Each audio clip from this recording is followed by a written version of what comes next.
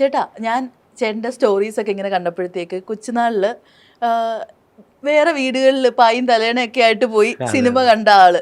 ഞാൻ നോക്കുമ്പോൾ ആ ആളുടെ മൂവി ഇപ്പൊ ഹൗസ്ഫുള്ളാണ്, നമുക്ക് ടിക്കറ്റ് കിട്ടുന്നില്ല. അതിൽ ഇമ്പോർട്ടന്റ് ഒരു റോളാണ് നമ്മുടെ DSRI. എന്ത് തോന്നുന്നു? സന്തോഷം. അത് സന്തോഷത്തിനപ്പുറത്തേക്ക് സമാധാനം, അതാണ് ഏറ്റവും നന്നായിട്ട് ഫീൽ ചെയ്യുന്നത്. ഈ സിനിമയുടെ പ്രോസസ്സിങ് തുടങ്ങിയിട്ട് അന്ന് മുതൽ ഇന്ന് വരെ ഏകദേശം ഒരു 7-8 മാസത്തെ ഒരു ട്രാവൽ ഉണ്ടല്ലോ. അപ്പോൾ അന്ന് മുതലൊരു സമാധാനക്കേട് എനിക്കുണ്ട്. കാര്യം ഇത് ഞാൻ ചെയ്യുന്നതിൽ ഉണ്ടാവും എന്തെങ്കിലും പാകപ്പിഴ ഉണ്ടാവുമോ, അല്ലെങ്കിൽ ഞാൻ ചെയ്യുന്നതിൽ ആളുകൾക്ക് വർക്കാവാതിരിക്കുമോ, അതിമാതിരി ഒരു ക്യാരക്ടർ പറഞ്ഞിട്ട് എൻ്റെ ഒരു മിസ്റ്റേക്ക് കൊണ്ട് ആളുകൾക്കത് അല്ലെങ്കിൽ ഡയറക്ടർക്ക് ഒരു പേരുദോഷം വരും എന്നൊക്കെ ഭയങ്കര ടെൻഷനിലുള്ള ഒരാളായിരുന്നു. ആദ്യത്തെ ആ പ്രിവ്യൂ ഷോ കഴിഞ്ഞതോടെയാണ് എനിക്ക് ആ ടെൻഷൻ മാറിയിട്ട് ഞാൻ ആ സമാധാനത്തിലേക്ക് എത്തിയത്. പിന്നെ ആ സന്തോഷം എന്നുള്ളത് അതിന് പുറകെ നമുക്കിങ്ങനെ കിട്ടിക്കൊണ്ടിരിക്കുന്ന ഒരു സാധനമാണ്. അതാണ്.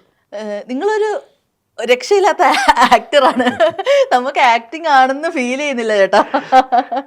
അത് സംഭവിച്ചു, അത് ഡയറക്ടർ നമ്മളെ കൊണ്ട് അങ്ങനെ ചെയ്യിച്ചു, അത് സംഭവിച്ചു. പക്ഷെ ഇപ്പൊ DSRIയുടെ റിലേറ്റഡ് ആയിട്ട് നമ്മളിപ്പോൾ സംസാരിക്കുകയാണെങ്കിൽ പോലും ബാക്കിലോട്ട് നോക്കുകയാണെങ്കിൽ എല്ലാ വർക്ക്സിലും ആ ഒരു വെർസാറ്റിലിറ്റി ഉണ്ട്.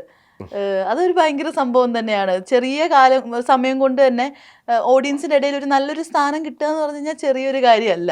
അതെ അതെ, അത് എനിക്കൊരു കാലയളവ് ഒരു ആക്ടറെ സംബന്ധിച്ചൊരു വലിയ ഒരു അദ്ദേഹത്തിന്റെ ഒരു കഴിവായിട്ട് എനിക്ക് അങ്ങനെ തോന്നിയിട്ടില്ല. ഇപ്പം എനിക്കിപ്പോൾ 50 വർഷത്തെ സർവീസ് ഉണ്ടെന്നോ അല്ലെങ്കിൽ 35 വർഷം കൊണ്ട് സിനിമ, അതിന് ഞാനൊരു മാനദണ്ഡമായിട്ട് എടുക്കുന്നില്ല വലിയ ക്യാരക്ടർ ചെയ്യാൻ വേണ്ടിയിട്ട്. ചിലർക്ക് ആദ്യ സിനിമകൾ കൊണ്ട് തന്നെ പുതിയ നല്ല വേഷങ്ങൾ കിട്ടുന്നവരുണ്ട്. അതുകൊണ്ട് അതും ഇതുമായിട്ട് എനിക്കൊരു കണക്ഷൻ എനിക്ക് തോന്നിയിട്ടില്ല.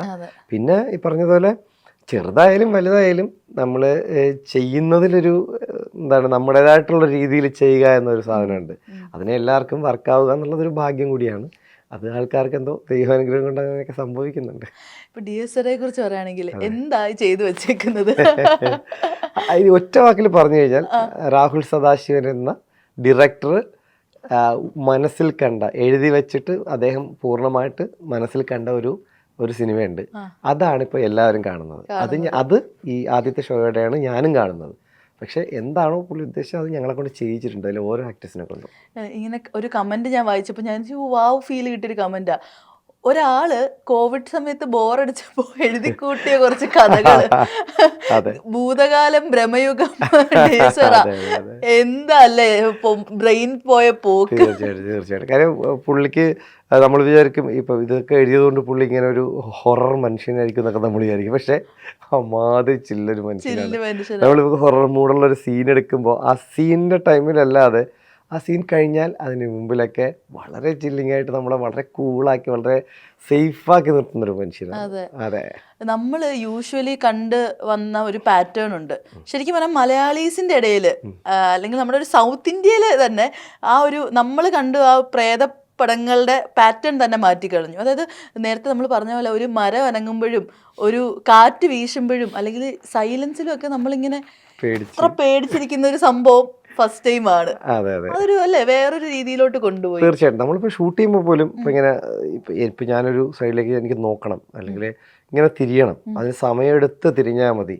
നമ്മളെന്തോ നമുക്കൊരു തോന്നിയിട്ട് നമ്മൾ തിരിയുകയാണ്, അല്ലെങ്കിൽ അവിടെ ഒരു പട്ടി കുരയ്ക്കുന്നു, ആ പട്ടി കുരയ്ക്കുന്നത് ഒരു മോശം ഒരു ശകുനം എന്നുള്ള രീതിയിൽ അങ്ങനെയാണ് അയാൾക്ക് ഫീൽ ചെയ്യുന്നത്. അതിൻ്റെ ഇതിൽ ഒരു നോട്ടം കൊടുക്കണമെന്നേ പറയുള്ളൂ. നമ്മൾ ഓൾറെഡി ആ ക്യാരക്ടറാക്കി മുമ്പേ പുള്ളി സെറ്റ് ചെയ്തുകൊണ്ട് നമുക്ക് കൃത്യമായിട്ടുള്ള ഒരു അളവിൽ കൃത്യമായിട്ടുള്ള രീതിയിൽ നമ്മുടേതായിട്ടുള്ള സമയമെടുത്ത് ആളുകൾ കണ്ടു കഴിഞ്ഞാൽ മനുഷ്യർ കാണുമ്പോൾ അത് വിശ്വസനീയമാകുന്ന രീതിയിലേക്ക് ഒരു സാധാരണ മനുഷ്യൻ തോന്നുന്ന ഫീൽ തിരിഞ്ഞു നോക്കുക എന്നുള്ളതേ ഉള്ളൂ. നോക്കുമ്പോഴത്തേക്ക് അത് ഈ പറഞ്ഞ സിനിമാറ്റിക് ലെവലിലേക്ക് വന്നപ്പോഴത്തേക്കും അത് ആളുകൾക്ക് വർക്കായി എന്നുള്ളതാണ്. ചേട്ടാ ഇതിനൊരു സെക്കൻഡ് പാർട്ട് ഉണ്ടാവുമോ? അത് ഡയറക്ടറോട് തന്നെ ചോദിക്കണം. അത് നിങ്ങൾക്ക് ഒരു ഐഡിയ നമുക്കിങ്ങനെ അവസാനം ഒരു ടൈലന്റ് കണ്ടപ്പോൾ ഇനി എന്തെങ്കിലും ഉണ്ടാവുമോ, അതോ നമുക്ക് വേണ്ടി വിട്ടു തന്നതാണോ? മൊത്തത്തിലൊരു കൺഫ്യൂഷൻ. ടൈലന്റ് അങ്ങനെ അതൊരു സിനിമയുടെ ഭാഗമായിട്ട് മാത്രം അങ്ങനെ വെച്ചേക്കുന്നതേ ഉള്ളൂ. അതിന് സെക്കൻഡ് പാർട്ട് ഉണ്ടാവുമോ, ഇനി എന്താ സീക്വലോ പ്രീക്വലോ ഒന്നും ഉള്ള രീതിയിലൊന്നും അദ്ദേഹം ഞങ്ങളോട് പറഞ്ഞിട്ടില്ല. അത് അദ്ദേഹത്തിന്റെ മാത്രം ചോയ്സാണ്. അതെ, ഇതിപ്പോ ഒരു രാഹുൽ സദാശിവൻ സിനിമാറ്റിക് യൂണിവേഴ്സ് എന്ന് പറയാൻ പറ്റുമോ ഈ മൂവീസിനെ? കണക്ഷൻസ് അല്ല കണക്ഷൻസ് എനിക്കും സിനിമ ഡിമാൻഡ് ചെയ്യുന്ന കുറച്ച് കാര്യങ്ങൾ അതിനകത്തുണ്ടെന്നുള്ളതല്ലാതെ അതിനപ്പുറത്തേക്ക് ഒരു യൂണിവേഴ്സ് ആണെന്നോ അല്ലെങ്കിൽ അത് വേറെന്തെങ്കിലും പ്ലാനിങ്ങിൽ ചെയ്തതാണെന്നോ എല്ലാം എനിക്കൊന്ന് മൊമെന്റിൽ സംഭവിക്കുന്ന കാര്യങ്ങളാണ്. അവർ എഴുതി വെച്ചിട്ടുണ്ടായിരുന്നു, അത് എടുത്തിട്ടുണ്ട്. ഈ ഒരു മൂവി നോക്കുകയാണെങ്കിൽ നമ്മൾ പ്രണവിനെയൊക്കെ വേറൊരു ലെവലിൽ കണ്ടു, ഒരുപാട് ക്ലോസ് ഷോട്ട്സും. അപ്പം ഏറ്റവും കൂടുതൽ സ്ക്രീൻ ഷെയറിങ് നിങ്ങൾ തമ്മിലുള്ളതാണ് മൂവിയിൽ. എങ്ങനെയായിരുന്നു ആ ഒരു പ്രോസസ്? ഇപ്പോൾ എനിക്ക് തോന്നുന്നു ഒരു സിനിമയിലധികം ക്ലോസപ്പ് ഷോട്ടുകൾ വരിക എന്ന് പറയുന്നത് ഒരു ആക്ടറിലുള്ള ഒരു ഡയറക്ടറുടെ വിശ്വാസമാണ്.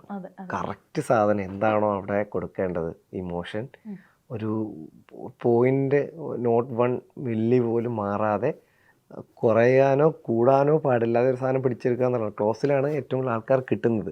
എന്താ ഇമോഷൻ എന്നുള്ളത് അത് ഈ പറയുന്ന ഡയറക്ടറുടെ ഒരു വിശ്വാസമാണ്. അദ്ദേഹം ചെയ്യും, അല്ലെങ്കിൽ ചെയ്യിക്കുമ്പോൾ പുള്ളിക്കൊരു എന്നെ കൊണ്ട് പറ്റും. ഇപ്പോൾ നൂർജഹാൻ എന്നല്ലേ പറഞ്ഞത്, അല്ല പേരങ്ങനെ. അപ്പം നൂർജഹാനെ കാണുമ്പോഴത്തേക്കും ഒരു ഡയറക്ടർക്ക് ഒരു വിഷൻ ഉണ്ടാവും. അഭിനയിക്കുകയാണെന്നുണ്ടെങ്കിൽ പുള്ളിക്കാർ വെറുതെ സംസാരിക്കുമ്പോൾ അറിയാൻ പറ്റും പുള്ളിക്കാർ ചെയ്യുന്നതാണ്. അപ്പോൾ ആ ഒരു വിശ്വാസമാണ്. അത് കറക്റ്റ് നമ്മൾ ഡെലിവറി ചെയ്ത് കൊടുത്താൽ മാത്രമേ നമ്മൾ കൂടെ ചെയ്യിക്കും. അദ്ദേഹം വളരെ ഈസി ആയിട്ട് ചെയ്യിക്കും. ഇത് നമ്മൾ ഈ കണ്ട ഹൊറർ ഭയങ്കര പരിപാടികളൊക്കെ അല്ലെങ്കിൽ നമ്മൾ ഭയങ്കര സംഭവമാണ് ഇപ്പോൾ പറയുന്ന സംഭവങ്ങളെല്ലാം വളരെ ഈസി ആയിട്ട് ഞങ്ങളെ കൊണ്ട് ചെയ്യിച്ചതാണ്. ഞങ്ങൾക്ക് ആ ഒരു മൂഡ് മാത്രം കൊടുത്താൽ മതിയായിരുന്നു, ബാക്കിയെല്ലാം അദ്ദേഹം തന്നെ ട്രീറ്റ് ചെയ്തതാണ്. അതായത് ഈ ഒന്നുമില്ലായ്മയിൽ നിന്ന് ഈ ഭയം എന്ന് പറഞ്ഞൊരു ഫീല് ഉണ്ടാക്കുക എന്ന് പറഞ്ഞു കഴിഞ്ഞാൽ നിസ്സാര കാര്യമല്ല അല്ലേ? അപ്പൊ നിങ്ങളുടെ ഫേസിലും നമുക്ക് നിങ്ങളെ കാണുമ്പോഴാണ് നമ്മൾ കൂടുതൽ ആൻസൈറ്റി വരുന്നത്. അത് അപ്പോൾ അവിടെ അപ്പൊ ഒന്നും ഇല്ലാന്ന് നമുക്ക് പോലും വിശ്വസിക്കാൻ പറ്റുന്നില്ല. എന്തോ സംതിങ് അവിടെ ഉള്ള പോലത്തെ ഒരു ഫീലാ അല്ലേ? അങ്ങനെ അതെ, തീർച്ചയായിട്ടും. അല്ല അതാ പറഞ്ഞ ഇപ്പൊ നമ്മൾ കാണുന്ന ഔട്ട് അദ്ദേഹത്തിന്റെ മനസ്സിലുണ്ടായിരുന്ന സിനിമയാണ്. അപ്പോൾ വെറുതെ ഇപ്പോൾ ഞാൻ ഇപ്പോൾ സിനിമയിലൊരു സീനിൽ ഞാനിങ്ങനെ ഔട്ട്ഡോറിൽ വളരെ പകലിൽ നോക്കുന്നൊരു നോട്ടം പോലും ആൾക്കാരിൽ ഇങ്ങനെ ഒരു ആകാംക്ഷ ഉണ്ടാക്കുന്ന നോട്ടം എന്നാണ് പറഞ്ഞിട്ടില്ല എല്ലാവരും.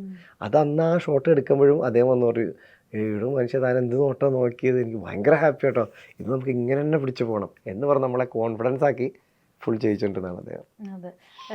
അതുപോലെ ഏറ്റവും കൂടുതൽ ഇപ്പോൾ ചർച്ച ചെയ്യപ്പെടുന്ന ഒരു സംഭവമാണ് ഉപ്പ് വിതറുന്നത്.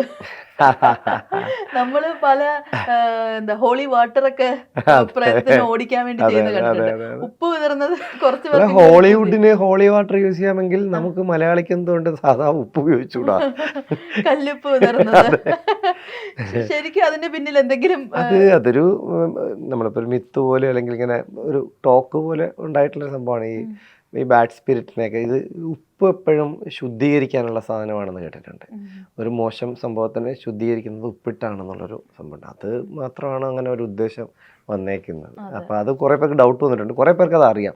കുറേ പേര് എന്നെ വിളിച്ച് ചോദിച്ചിട്ടുണ്ട്, അത് അങ്ങനെയല്ലേ ഉദ്ദേശിച്ചത്, ഞങ്ങളവിടെ അങ്ങനെ കേട്ടിട്ടുണ്ട്, അത് തന്നെയാണോ സിനിമയിൽ എന്നുള്ള രീതിയിൽ ആ ഒരു മൊമെന്റിൽ. ഇപ്പോൾ സ്പോയിലറായിട്ട് പറയുന്നില്ല, ഈ ഒരു ഡൗട്ട് ഇപ്പോൾ മൊത്തം കിടന്നുകൊണ്ട് അത് പറഞ്ഞു എന്നുള്ളത്. അതെ അതെ, നമ്മൾ ആ സീൻസ് ഒന്നും റിവീൽ ചെയ്യുന്നില്ലല്ലോ. അത് ഇങ്ങനെ ഒരു പോർഷൻ, അത് എപ്പോ വേണേലും വരാം. അതുപോലെ ഈ പോറ്റിയുടെ ക്യാരക്ടറിന് ഒരുപാട് ഷെയ്ഡ്സ് ഉള്ള പോലെ നമുക്ക് ഫീൽ ചെയ്യുന്നുണ്ട്. നമുക്ക് തന്നെ അത് ഊഹിച്ചെടുക്കാനും പറ്റും. അങ്ങനെ ഒരു ഓഡിയൻസിന് ഭയങ്കര ഓപ്പൺ ആയിട്ട് ഒരു സ്പേസ് തന്നെ രാഹുൽ സദാശിവൻ കൊടുത്തതായിട്ട് ഫീൽ ചെയ്യുന്നുണ്ട് അല്ലെ? ഓരോ ക്യാരക്ടറിനും. ഇപ്പൊ പോറ്റിയുടെ ക്യാരക്ടർ ആണെങ്കിലും ഇപ്പൊ ബ്രദറായിട്ട് അഭിനയിച്ച അതെ അതെ അരുണിന്റെ ക്യാരക്ടർ ആണെങ്കിലും എല്ലാവരുടെയും കുറച്ച് കുറച്ച് സീൻസേ ഉള്ളെങ്കിലും കുറെ കൂടെ ഷെയ്ഡ്സ് അവർക്കുണ്ട്. പൂർണ്ണമായിട്ടുണ്ട്. അത് ഒരു സ്ക്രീൻ സ്പേസിനപ്പുറത്തേക്ക് ക്യാരക്ടറിന്റെ ഡെപ്ത് വലുതാ. ഓരോരുത്തരുടെയും ക്യാരക്ടറിന്റെ ഡെപ്ത് ഭയങ്കരമാണ്. അത് നമുക്ക് കണ്ടിറങ്ങി വരുന്ന ആളുടെ കൂടെ ഈ ക്യാരക്ടേഴ്സ് എല്ലാം ഉണ്ടാവും. കുറച്ച് ക്യാരക്ടേഴ്സേ ഉള്ളൂ, പക്ഷെ പലരൊക്കെ അതിൻ്റെ നമുക്ക് തന്നേക്കുന്ന സ്ക്രീൻ ഷെയർ ചെയ്യാനുള്ള ടൈം വ്യത്യാസമാണ് ഓരോ ക്യാരക്ടേഴ്സിനും. പക്ഷെ അത് അത്ര മതി എന്നുള്ളതാണ്. ആ ഒരു ക്യാരക്ടറിൻ്റെ ആ ഒരു നേച്ചർ എന്ന് പറയുന്നത് ഈ കണ്ടിറങ്ങി വരുന്ന ആളുടെ മനസ്സിലുണ്ടാവും എന്നുള്ള 100% ഉറപ്പാണ്. അമ്മാതിരി ഒരു ട്രീറ്റ്മെന്റ് ആണ് നടത്തിയിട്ടുള്ളത്. അതുപോലെ പറയുമ്പോൾ നല്ല ക്യാരക്ടേഴ്സിനെ കുറിച്ച് പറയുമ്പോൾ ഒരിക്കലും വിട്ടുപോകാൻ പാടില്ലാത്തൊരു പേരാണ് നമ്മുടെ എൽസമ്മ എന്ന ക്യാരക്ടർ ചെയ്ത അമ്മയുടെ റോള്. അത് ഭയങ്കര എന്താ അടിപൊളിയായിട്ടാണ് പുള്ളിക്കാരത്തി ഇത് ചെയ്ത് വെച്ചേക്കുന്നത്. അപ്പോ നിങ്ങൾ തമ്മിലുള്ള കോമ്പിനേഷൻ സീൻസ് എങ്ങനെയായിരുന്നു, എന്താ പറയാ? ചേച്ചി പണ്ടേ പ്രൂവൺ ആയിട്ടുള്ള ഒരു ആക്ട്രസ് ആണല്ലോ. സ്വാഭാവികമായിട്ട് ഇപ്പോൾ പൊന്മാനാവട്ടെ അല്ലെങ്കിൽ കുറേ പടങ്ങൾ ചെയ്തിട്ടുള്ളതാണ്. മലയൻ കുഞ്ഞ്, അങ്ങനെ കുറേ പടങ്ങളിൽ ചെയ്ത് കൃത്യമായിട്ടൊരു പിന്നെ ഈ പറഞ്ഞ പോലെ ഒരു നാടകത്തിൻ്റെ ബാക്ക്ഡ്രോപ്പിൽ നിന്ന് തിയേറ്റർ ആർട്ടിസ്റ്റാണ്. അപ്പോൾ ബാക്ക്ഡ്രോപ്പിൽ നിന്നാണ് അവർക്കൊക്കെ ചെയ്യാൻ ഭയങ്കര ഈസിയാണ്. അപ്പോൾ ഇതൊന്നും ഇല്ലെങ്കിൽ പോലും, ഇതൊന്നും ഇല്ലാത്ത ഒരാളാണ് ഞാൻ എന്ന് പറയുന്നത്. ഞാൻ എന്നുള്ള വ്യക്തിക്ക് ഇന്നിപ്പോൾ ഈ പറഞ്ഞ ഈ ഒരു ഇൻ്റർവ്യൂ അല്ലെങ്കിൽ 10 ആൾക്കാർ നല്ലത് പറയുന്നുണ്ടെങ്കിൽ അതിനെ ട്രീറ്റ് ചെയ്തത്, എല്ലാവരെയും ഒരുപോലെ ട്രീറ്റ് ചെയ്തതിൻ്റെ ഒരിതാണ്. കാര്യം ആ സ്ക്രിപ്റ്റിനെ അങ്ങനെ ആക്കി ആ സ്ക്രിപ്റ്റിലെ ഓരോ ക്യാരക്ടേഴ്സിനെയും ഈ ലെവലിൽ ട്രീറ്റ് ചെയ്തത് കൊണ്ട് മാത്രമാണ് എല്ലാവരും നല്ല പെർഫോമൻസ് കാണിച്ചേക്കുന്നത്.